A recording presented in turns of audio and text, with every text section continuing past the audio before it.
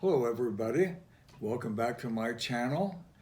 I'm Harry Langdon. I'm a celebrity photographer that's been taking pictures for perhaps 50 years. And over the period of time, I have been asked to give some of my tips that the average person could use, make their photography better. And so it's one of the things is to create the right mood. And so I'm going to give you all of these inside tips so that even you can use. And there are a number, I have about 7 different tips to give you. And what I have to do is find out from my clients, if I don't know who they are, is what the pictures are going to be used for. It could be all the way from a picture for their boyfriend. It could be a picture to put on the internet, on Facebook and all that. So it helps me know what kind of a mood to get when I'm shooting. And technically I know how big to make the picture and all that. So, but it's important to find out what the pictures are going to be used for. Sometimes it's for an album cover or something. I go, oh wow. And so it's got to have that kind of a vibe to it, music vibe. Or if it's going to be for a boyfriend, it's got to be kind of romantic and, they're in love with the camera and all that stuff. So it's important if I know to find out what the picture is going to be used for. Also, after I find out more about the subject, I can find out if they've been in front of the camera before. If they're real pros, let's say like Cher or some Tina Turner or somebody, I know I'm not going to have to go through the preliminary things. Just get to know if the person what experience that they've had. Okay, number 2 is to make sure you're in the right environment. A lot of times my clients go to different photographers every week to get pictures made for their portfolio. But you may have a subject that's never been in a studio before, in a controlled environment with a photographer. You may be a friend of theirs, or you may be just a hired person. And so really good pictures can be done in a person's living room, in their den, out by the pool, perhaps in the patio. A lot of guys shoot or women shoot in the alley. The lighting in the alleys quite often works. And so nowadays with the cameras that are made today, don't have to have a real big studio. In my case, we build sets and put up color backgrounds and all that. So let's forget about that for right now. Just a simple environment, even in the living room, on the couch, can be just fine. What about the noise? Yeah, and an environment where there's no distractions. Maybe you can't have loud music playing or sirens going by. And so make sure that the environment is conducive to being relaxed and kind of romantic and all that. So Can they bring people? yeah, what I advise my clients to come in by yourself, and just wing it on your own, and then reassure them that you'll tell them what to do, how to pose, and what clothes to wear, and things like that.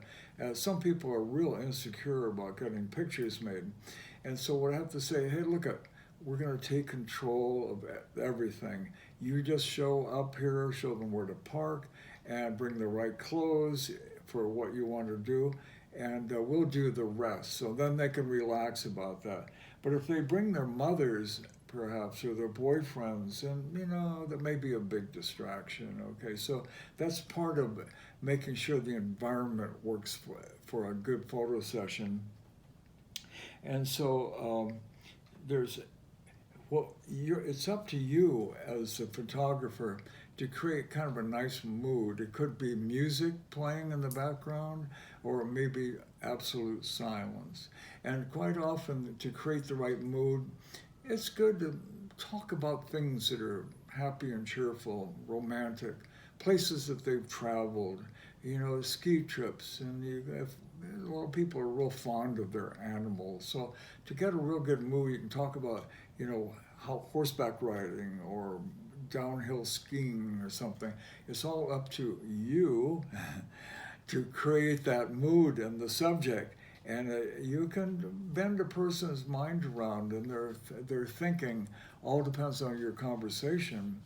And with the actors that I photograph, we use acting techniques that will put them in a place mentally where they've been, where it's been romantic or it's been challenging or whatever. So it's up to you to create a mood for the pictures.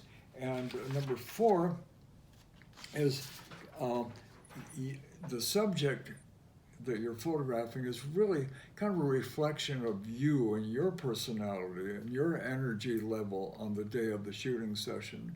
So make sure you don't have yourself being preoccupied with that, about things, and you're not hyper, and you haven't drank too much stimulants of Red Bull or something. You've got to be really cool because the subject can sense your persona, and so if you've got everything under control, the subjects will feel, oh, thank goodness I can trust this person, meaning you. And so the energy that is emitting from you, they can sense it. Okay, so that's a real important factor on photo sessions. Okay, so it's very important. One of the things that not to do is to say, gee, I really think that you look like, quote, a certain personality, or you resemble so-and-so, and we want you to look like Marilyn Monroe or some stupid thing, okay? And so trying to avoid comparing them. They are a unique individual. They are beautiful in their own way, and make sure that you just set that in their mind, that you don't resemble somebody else, and you don't want to be somebody else. You just want to be you and be the best that you possibly can. And so number 6 on my list is make sure you have good lighting.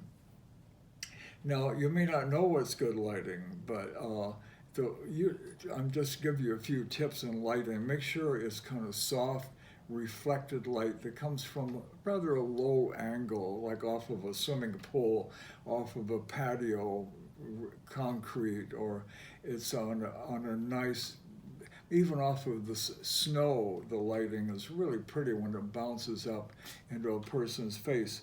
And so make sure that the sun isn't directly in their face. It's forbidden. It never works unless you're photographing an Olympic athlete out on the track. Most people look much better with soft, reflected light coming in on them.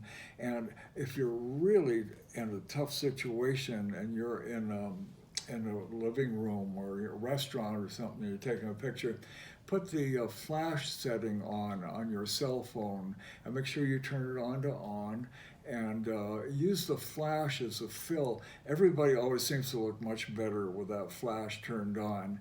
And so we're going to save the subject of lighting for a whole other episode. We're going to talk about makeup. We're going to talk about all sorts of things that make your pictures come out really well.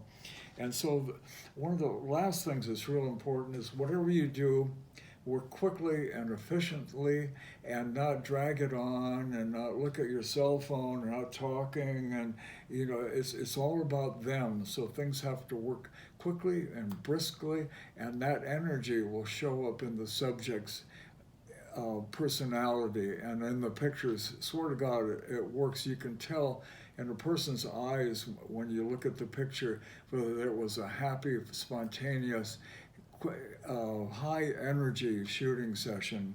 So anyway, I hope those tips will help you, but we're going to get into the deeper stuff on another episode. So thank you for tuning in. This has been Harry Langdon, celebrity photographer, and you can look at some of my other pictures on the internet, harrylangdon.com, or you can look at some of my books, and I'll look forward to talking to you on the next episode. Okay, bye everybody.